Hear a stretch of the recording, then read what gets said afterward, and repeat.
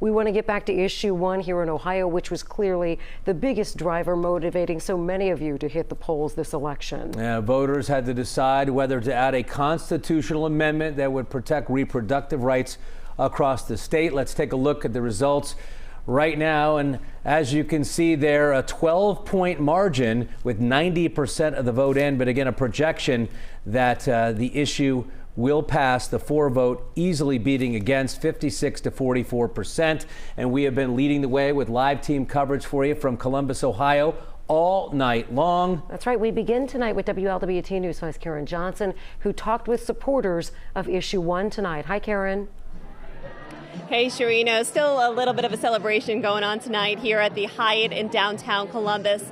And you know, all day today, supporters were telling me they were confident, they were optimistic, although they said they knew this was not a slam dunk. But then around 9 o'clock tonight, as they were watching the results roll in, they knew their hard work paid off.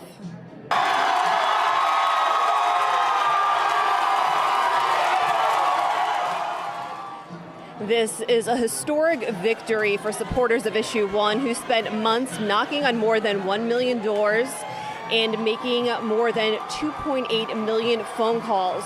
The first words spoken tonight by the co-chair of the campaign: abortion is health care.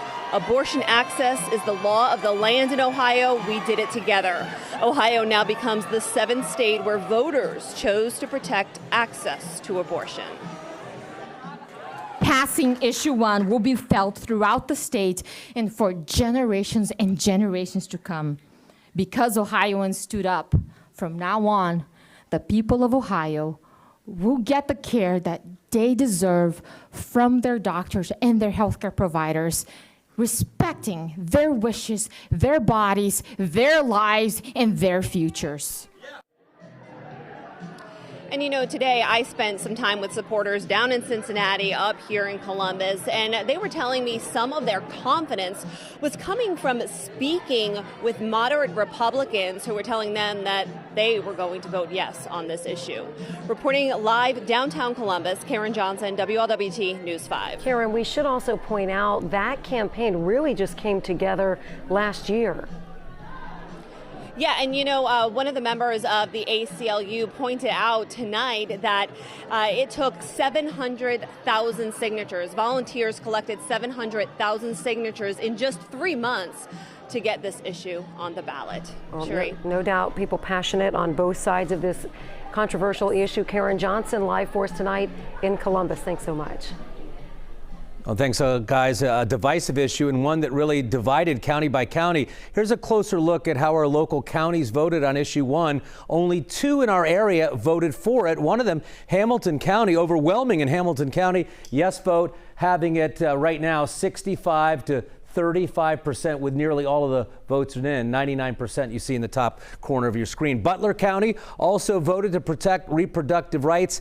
So you see 51 to 49% and all of the votes are in there in Butler County, but a very tight one there. Only 1,400 votes or so making the difference in Butler County. Different story in Warren County. This is one of those counties where the no vote takes it. 52 to 48%. Right now, as you can see, only nearly 90% in on Warren County, but it looks like it's going to be the against votes against issue 1 in Ohio winning in that county. So again, fewer than 3,000 votes in Warren County separating both sides. Tight race in Claremont County too. 52% against issue 1.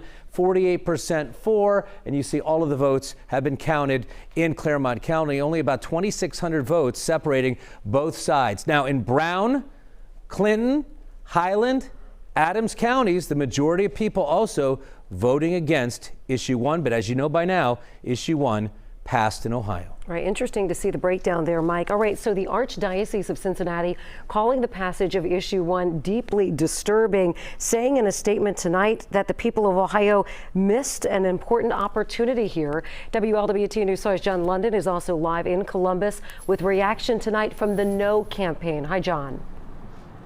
Yeah, Cherie, they turned out the lights here a little bit ago. The empty room inside reflecting the empty feeling for the No on 1 campaign that nevertheless said its commitment to continue efforts for the anti-abortion movement will go on and to try to change the hearts and minds of Ohioans, as Cincinnati's Archbishop put it tonight.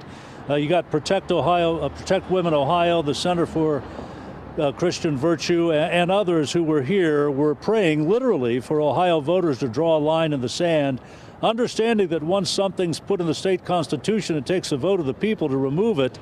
And there's a raw reality to face for the anti-abortion movement in Ohio now as a result of the outcome. Archbishop Dennis Schnurr saying tonight Ohio missed an opportunity to protect preborn children, women, and the fundamental rights of parents. The passage of Issue 1 shows that there remains a desperate need for conversion of minds and hearts to a culture of life in our country, one that respects the inherent dignity and sacredness of every human being from conception to natural death. CCV President Aaron Baer stated tonight that the work starts tomorrow. Now, just what that will be politically, what's feasible, is not yet clear, but certainly a lot of analyzing will be going on, a lot of soul searching in the anti-abortion movement. It's not only the result tonight, but it's the margin. Reporting live in Columbus, John London, WLWT News 5. All right.